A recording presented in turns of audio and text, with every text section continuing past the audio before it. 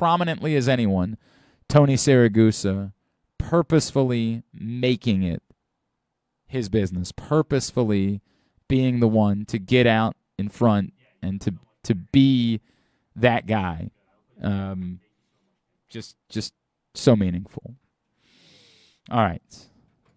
Kenny Albert told everything sounds great. Appreciate it, Kenny. I know it's not your fault. I know technology is very difficult to trust. Thank you for taking a couple of minutes for us, sir. Well, Glenn, hopefully the third time's the charm. Yeah. And, sound a little bit better now. You were telling me that what your expectations from what you knew of Tony from your own broadcast career to working with him. I got to imagine you were pretty excited about finding out he was going to be a part of your crew. I was. He had worked 4 or 5 seasons with Dick Stockton and Moose Johnston prior to the time when I joined the crew on a permanent basis in 2007. So I was certainly aware of his style as a sideline analyst, and he hated being referred to as a sideline reporter. He really created the position of sideline analyst. Yeah. His mic was open over the course of the entire game. And I was always amazed that he and Moose would never really step on each other, talk over each other. They had such a great chemistry. I would set up the play, call the play, and then recap the play. And then I would shut up and let them do their thing.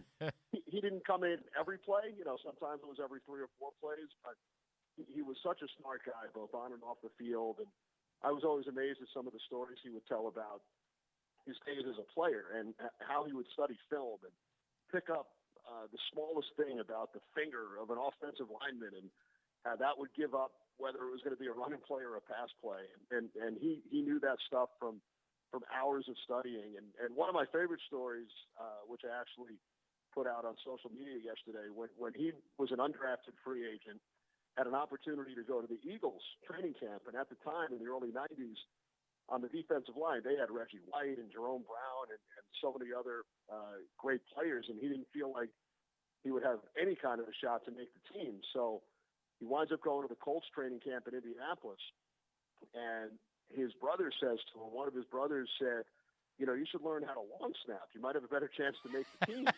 And he had no idea how to do it. He had never been a long snapper in high school or at Pitt.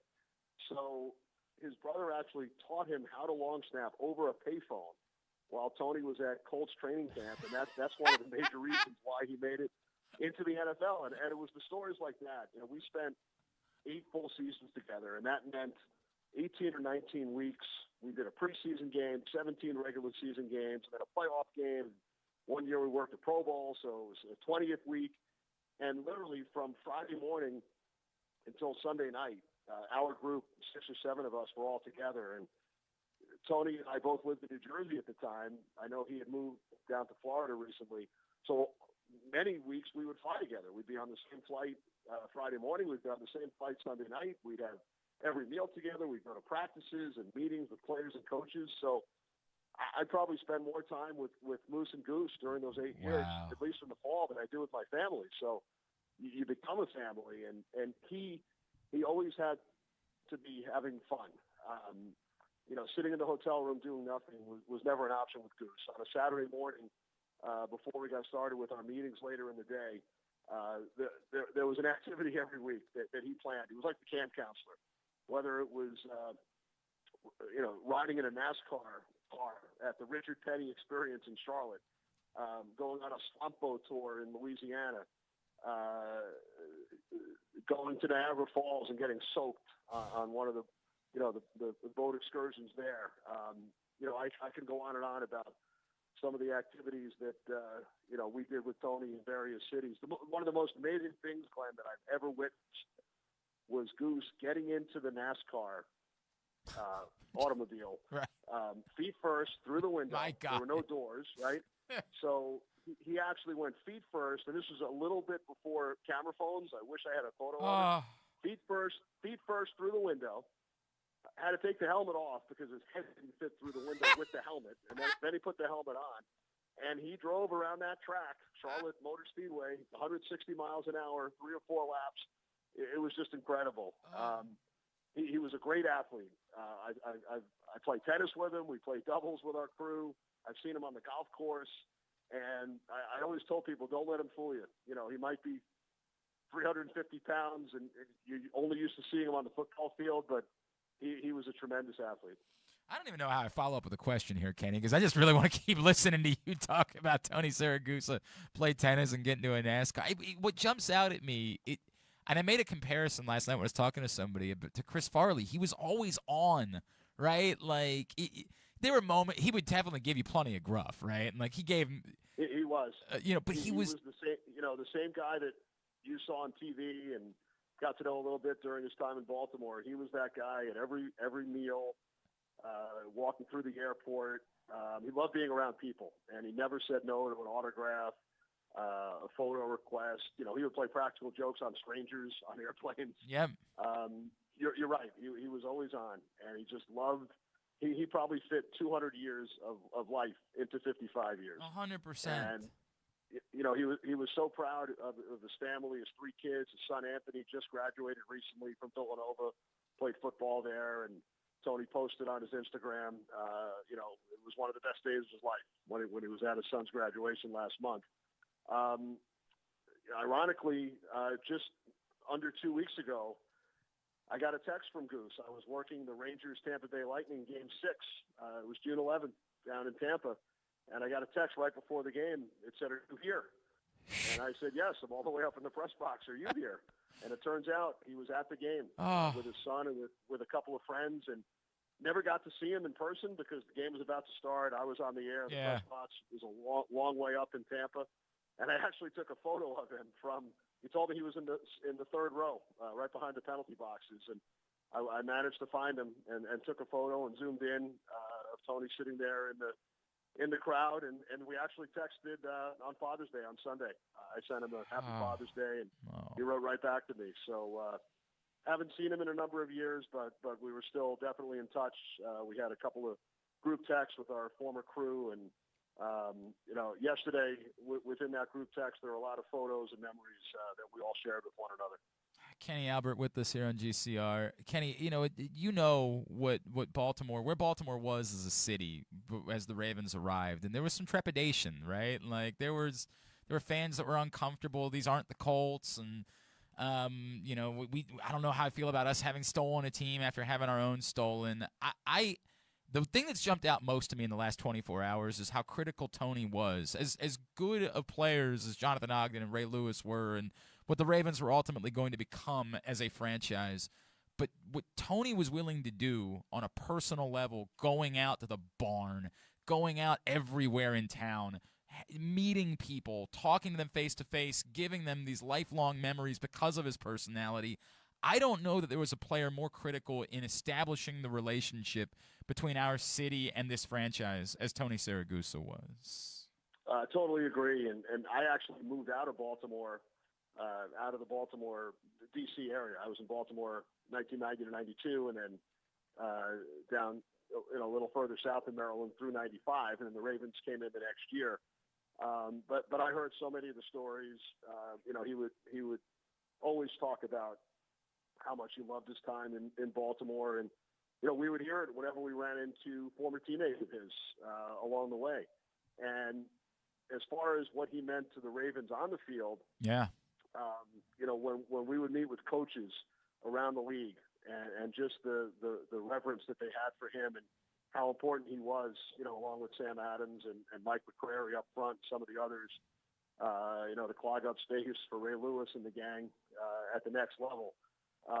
Players and coaches around the league had such respect, both of my partners, for Goose and for Moose. Sure. Darryl Johnston, who won 3 Super Bowls with Dallas.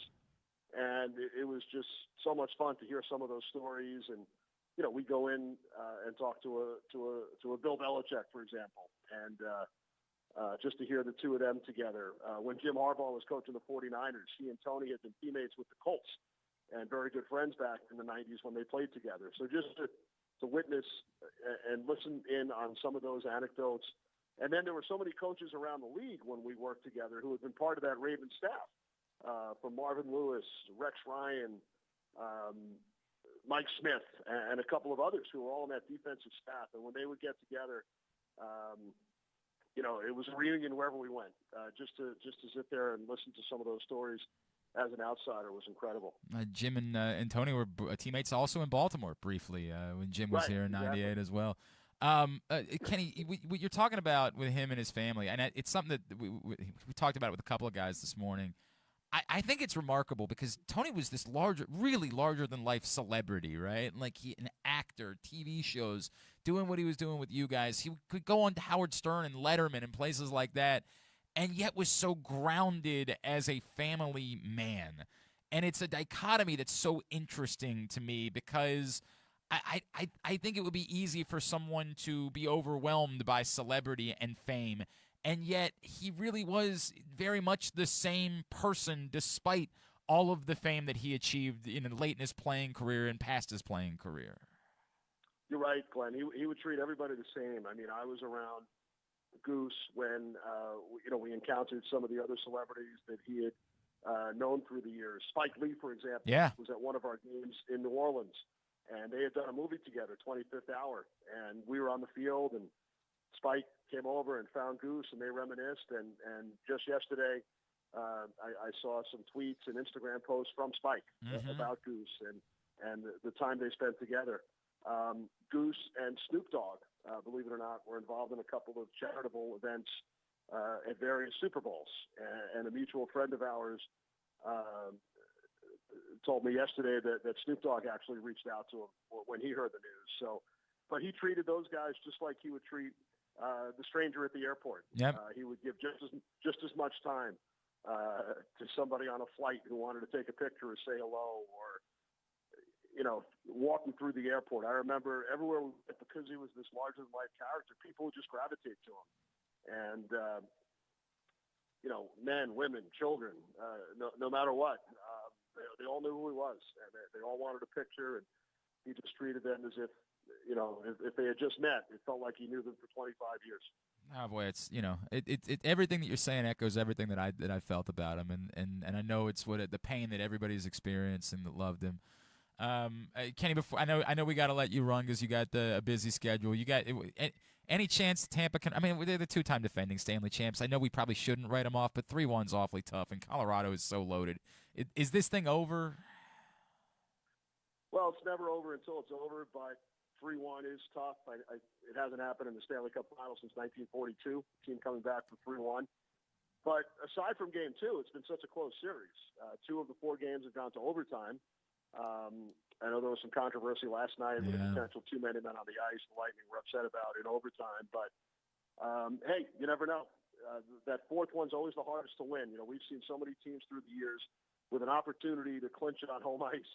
And there's just that pressure. All of your friends and family are there. So if Tampa Bay wins Game 5, then they know that they're coming back home for a Game 6, and who knows. But there just seems to be something special about the Avalanche. They've gotten big goals in key situations throughout the playoffs. They've only lost 3 games, so we'll see what happens tomorrow night. But, until that 4th win is in the books, it's not over. I hear you. At Kenny Albert on Twitter is how you follow him. Kenny, I know it's you're the busiest man in show business, and I know it's a sad day, but greatly appreciate taking a couple of minutes to chat with us about the great Tony Siragusa, my friend. Well, Glenn, I appreciate having me on. Great to be able to spread, the memories and anecdotes following such a sad day. You might not believe this, but I actually am on vacation now. It's a rare vacation. I can't believe you ever get an opportunity to do that. I can't believe, and it means even more that you take the time. Unlike your buddy Coleman, who takes vacation every week.